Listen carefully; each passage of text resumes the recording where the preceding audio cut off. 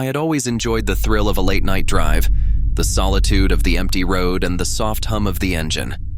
There was something enchanting about the way the world transformed after dark.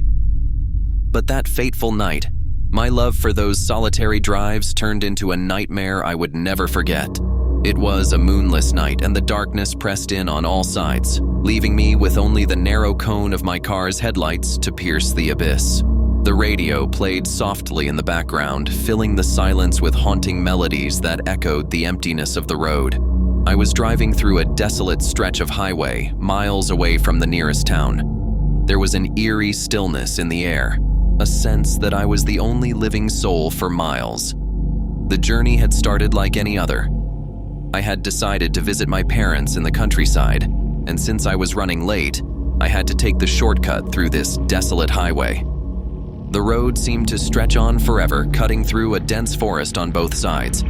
The trees loomed like silent sentinels, their branches forming grotesque shapes that seemed to dance in the shadows.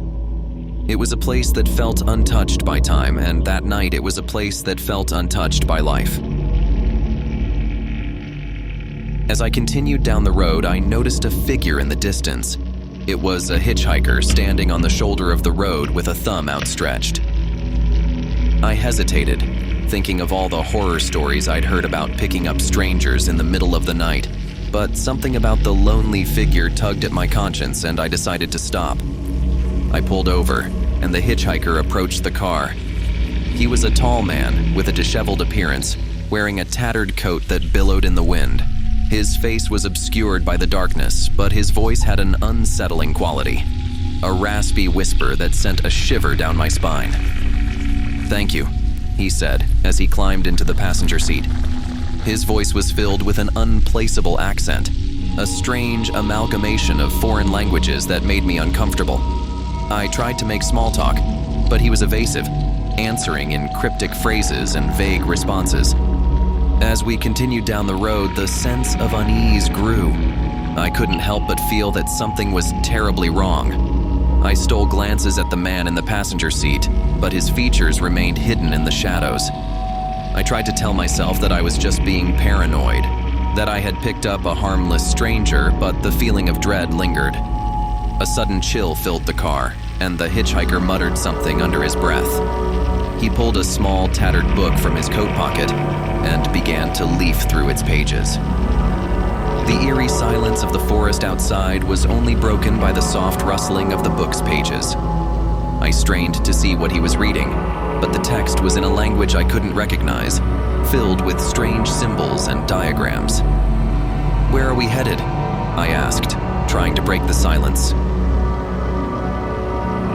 The hitchhiker turned his head to face me, and I finally saw his face. His eyes were dark, almost pitch black, and they seemed to shimmer with an otherworldly light. The man's mouth twisted into a grotesque smile that sent chills down my spine.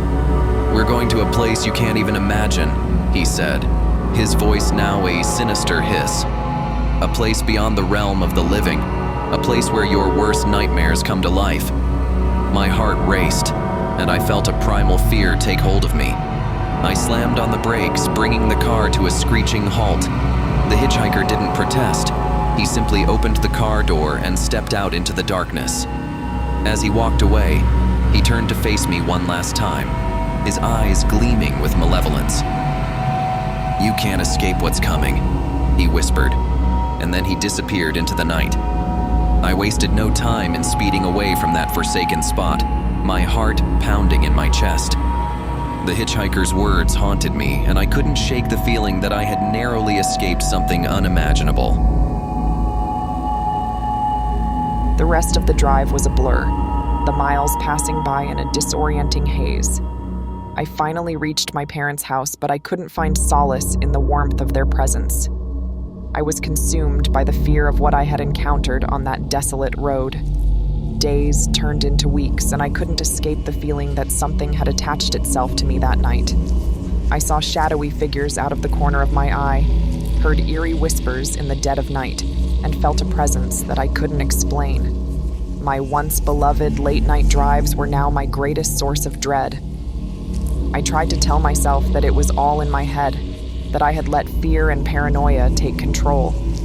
but no matter how hard I tried to rationalize it, I couldn't shake the feeling that I had encountered something truly sinister on that dark highway. To this day, I can't escape the memory of the hitchhiker with the pitch-black eyes and the cryptic words. I can't escape the feeling that he was a harbinger of something terrible, something that lurks in the shadows and waits for the right moment to strike. And so, I no longer drive at night, for fear of what might be waiting out there, on the lonely roads that stretch into the unknown.